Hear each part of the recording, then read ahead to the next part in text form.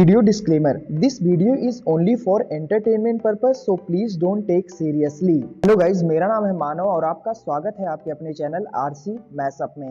Guys, आज के इस वीडियो में हम देखने वाले हैं एक कमाल के मैशअप रिएक्शन को। अगर आपको ये मैशअप रिएक्शन की वीडियो पसंद आएगी तो वीडियो को लाइक और शेयर जरूर कर दीजिएगा और चैनल पे नए हैं तो चैनल को सब्सक्राइब जरूर कर लीजिएगा। Thank you. तो गाइज, आगे की बात हम वीडियो खत्म होने के बाद करते हैं, तो चलिए इस कमाल के मैशअप रिएक्शन की वीडियो की शुरुआत करते हैं। Hope you will enjoy.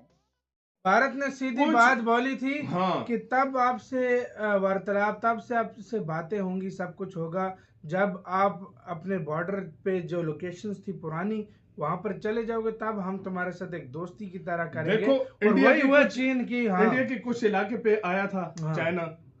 India चाहता तो युद्ध कर सकता, लेकिन उसमें इंडिया को नुकसान था। इंडिया शांत बैठ गया। इंडिया ने उसको आर्थिक तौर पर, उसको हर मंच पे उसको जो है ना चाइना को नुकसान पहुंचाया। आज वो इंडिया के कदमों में गिरा है और कहता है हम पीछे ले जाते हैं, आओ हमारे साथ अच्छे तरीके से ट्रेड करो। देखो, हर चीज युद्ध नहीं होती।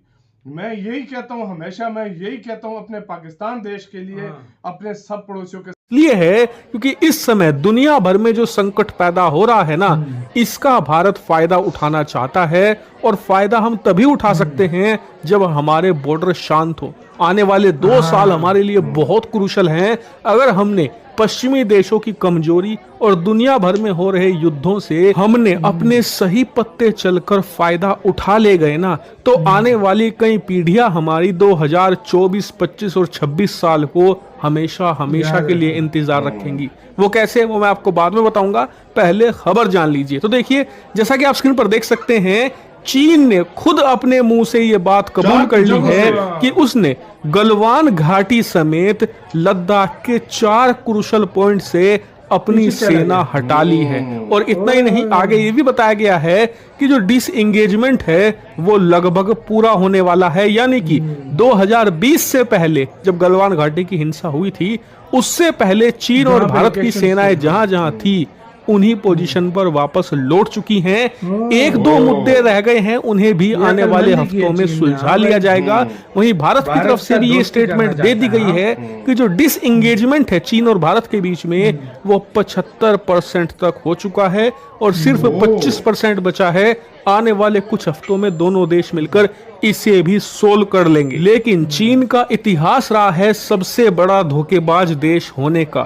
इसीलिए आगे ये भी बताया गया है कि भारत डिसएंगेजमेंट जरूर हो गई है, लेकिन ऐसा नहीं है कि अब हथियार एक तरफ रखकर आराम से बैठ जाएगा। दरअसल भारत अंतरिक्ष, आकाश और धरती तीनों जगहों से चीन की बॉर्डर पर उतनी ही कड़ी निगरानी रखेगा जितनी की अब तक रखता आया है। और इसके लिए हम अंतरिक्ष में सैटेलाइट तैनात कर चुके हैं।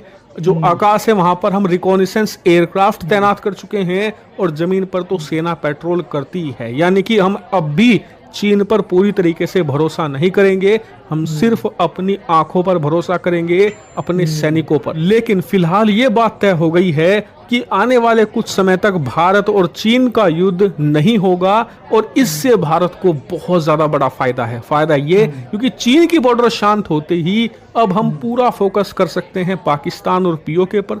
दूसरी बड़ी बात, दुनिया भर की तमाम देशों की अर्थव्यवस्थाएं इस समय बहुत ही बदतर हालत से गुजर रही हैं और उन्हें और बदतर बना रही है यूक्रेन युद्ध और इजराइल हमास का युद्ध। इसके अलावा दुनिया में कई और कॉन्फ्लिक्ट भी स्टार्ट हो चुके हैं और इसीलिए कोई भी देश अच्छा परफॉर्मेंस नहीं दे रहा अर्थव्यवस्था के मामले में। लेकिन आप जानते हैं कि भारत दिन दोगुनी रात चौगुनी रफ्तार से बढ़ रहा है। 8% से ज्यादा की हमारी इकोनॉमिक ग्रोथ है। अब हम ऐसे वक्त में जब दुनिया गिर रही है 8% की रफ्तार से बढ़ेंगे ना, तो इसका मतलब ये है कि हमारी ये रफ्तार दुगनी हो जाएगी क्योंकि दुनिया गिर रही है, हम चढ़ रहे हैं। और इसीलिए ये भारत के पास अच्छा मौका है दुनिया के तमाम ताकतवर देशों को ओवरटेक करके इकोनॉमिक वाइज जबरदस्त तरीके से तरक्की करने का, क्योंकि दुनिया भर के निवेशक पैसा लेकर बैठे हैं। उन्हें दिख नहीं रहा कि वो कहाँ निवेश करें, कहाँ अपना पैसा लगाएं, क्योंकि अमेरिका की आर्थिक हालत बदतर है, कर्ज माउंट एवरेस्ट बन चुका है, यूरोप इस समय यूक्रेन युद्ध में उलझा हुआ है, चीन की बात करें तो आंदरूनिक परेशानी इतनी ज्यादा है कि वो उससे ही नहीं निकल पा रहा। इसीलिए अगर भारत इन निवेशकों को अट्रैक्ट कर लेता है ना, सिर्फ 2 साल के लिए, ज्यादा नहीं, सिर्फ 2-2.5 साल के लिए इन्हें अपने देश में ले आता है ना, आने वाले कई दशकों तक हमारी पीढ़ियां इस साल 2024, 25 और 26 को हमेशा के लिए याद रखेंगी कि तब भारतीय अर्थव्यवस्था को असली बूस्ट, असली वरदान मिला, जिसकी बदौलत भारत एक आर्थिक ही नहीं, एक कंप्लीट सोल सुपर पावर बना दुनिया की। और इसीलिए ये भारत के लिए जरूरी है कि अभी इकोनॉमिक रिफॉर्म करे और इन इन्वेस्टर को ज्यादा से ज्यादा अट्रैक्ट करे, क्योंकि इससे बड़ा गोल्डन चांस नहीं मिलने वाला। आपने अपनी बॉर्डर अपने सबसे बड़े दुश्मन के साथ भले कुछ समय के लिए, लेकिन भारत ने सीधी बात बोली थी कि तब आपसे वार्तालाप, तब से आपसे बातें होंगी, सब कुछ होगा जब आप अपने बॉर्डर पे जो लोकेशन थी पुरानी वहाँ पर चले जाओगे, तब हम तुम्हारे साथ एक दोस्ती की तरह करेंगे। देखो चीन की इंडिया की कुछ इलाके पे आया था चाइना। इंडिया चाहता तो युद्ध कर सकता, लेकिन उसमें इंडिया को नुकसान था। इंडिया शांत बैठ गया।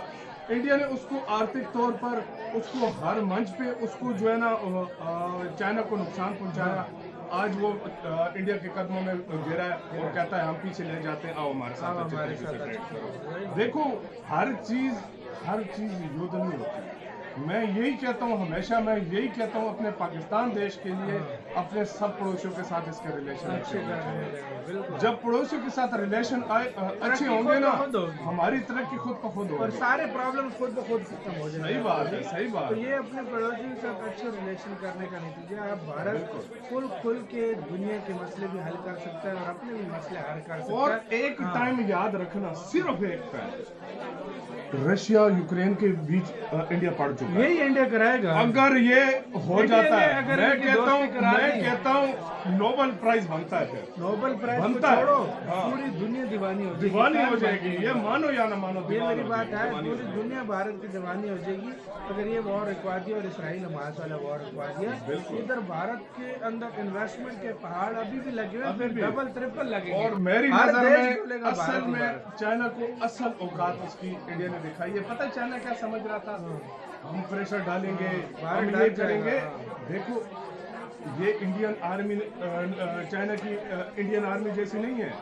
ये हर किस्म का मौसम बर्दाश्त कर सकते हैं। पहले तो छोटी आंखों वाले बर्दाश्त नहीं कर सकता। अभी सर्दियां आ रही है तो चीनी भागे हैं सीधा, उनको पता है सर्दी बर्दाश्त। ये बात सच है, ये आप मानो मेरी बात या ना मानो, क्योंकि वो नहीं कर सकते। चीनी वो एरिया से भागे हैं, उनको पता है भारत से क्या पंगा लेंगे, सर्दी में खुद अपनी जान नहीं बचती। ये सर्दी से ठटर काम मर जाते हैं। बोला छोड़ो जमीन छोटी सी जमीन को क्या करेंगे, भागो निकलो। वो इसलिए भी गए कि वो मौसम का भी बर्दाश्त नहीं कर सकते। उनको फायदा हो जाएगा, भारत के साथ फिर से ट्रेड खुल के कर सकेंगे, जिसका इंडिया भी वैसे अब ट्रेड नहीं करने वाला।